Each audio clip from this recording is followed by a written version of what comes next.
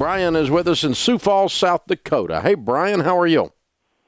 I'm doing great, Dave. How's your day? Better than I deserve. What's up?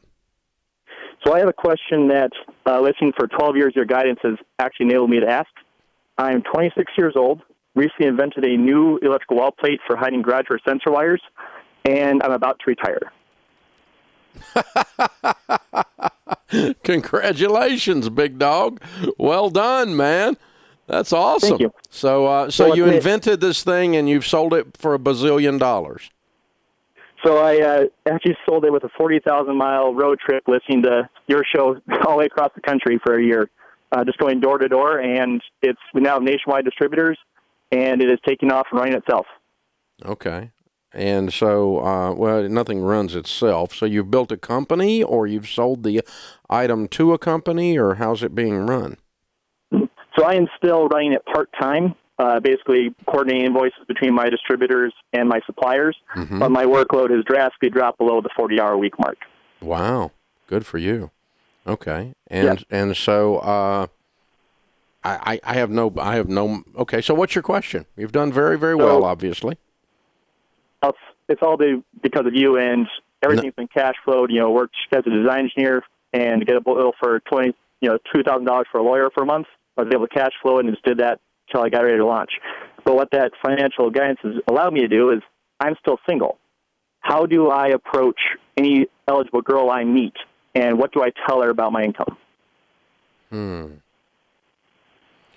Well, that's interesting because you don't want to be a target, is what you're saying, for the wrong reasons. Exactly. Yeah, you don't need a gold digger, we used to call them in the old days. Wow. Well, my son is 25, and he kind of has the same problem because he's my son, right? He didn't have any of my money because I'm not dead, but someday he's going to be in really good shape. So, and he and I have talked about this a time or two, but it's not ever really been a problem. I think the healthier you are personally, as an emotionally and spiritually, the more normal you are in terms of, I don't mean normal in a bad way, but I mean you're just a regular person. But if you're whole, you're not needy emotionally, you've not got some kind of weird ego thing going on, which I don't hear in talking to you. You just sound like a guy who came up with a great idea and worked his butt off. To me, that's what it sounds like. And so just be that guy. And, do you have any family in your life? Yep, got one brother, and my parents are still around. Okay, cool.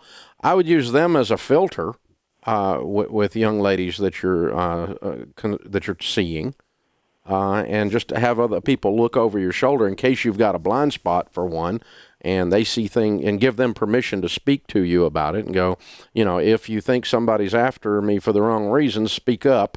Okay, and go ahead and just say that out loud. Daniel has 2 sisters, and I can promise you they're filters. You get past the sister mafia, you're big time, So that happens, but I think the more whole you are spiritually, the more whole you are emotionally, mental health-wise, the more you're going to just naturally repel those kinds of people. I meet, for instance, guys who go through a midlife crisis and, marry the supposed trophy wife, right? The second wife that's after money kind of thing. And most of the time it's those guys just aren't very sure of themselves as men. And so they attract, they need arm candy to feel good about themselves. And just don't be that guy, You're looking for someone, you're looking for somebody who's beautiful on the inside. Yes. And by the way, it's a plus if they are on the outside. But I mean, they're beautiful on the inside, and you're just going to take your time. And then, of course, where you're meeting people matters, because, where do quality people hang out? And that's where you need to be hanging out. But as far as when to disclose the net worth, I think you do that, or your income or those kinds of things, the fact that you've become wealthy, later rather than sooner. But certainly you don't want to spring it on someone, after you're engaged. That would be weird. You wouldn't want to do it, but you know, you don't go out the first date and start spouting off about it. You're going to attract the wrong kind of people. And I would be pretty secretive about it, not in a weird way, but I just wouldn't live a real flashy lifestyle. You know, Daniel drives a pickup with about 100,000 miles on it. He doesn't have to, but he can drive anything he wants to drive probably. But he does very well on his own, as my son, as an example. So you know, you can just do whatever, and that way you're not putting off signals that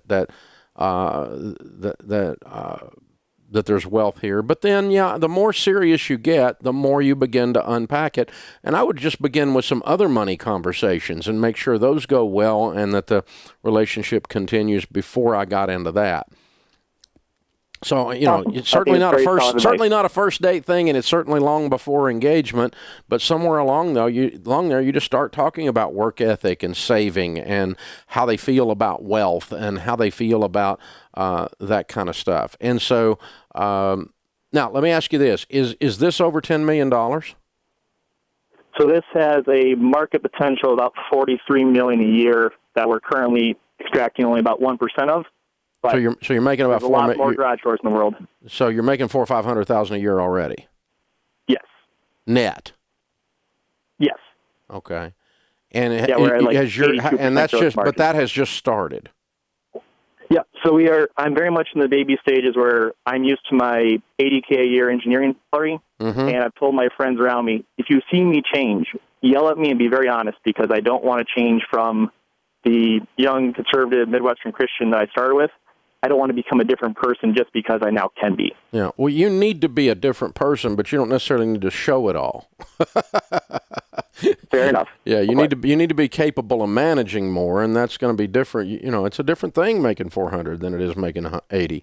So, well, here's the thing: I do not recommend prenups in normal situations.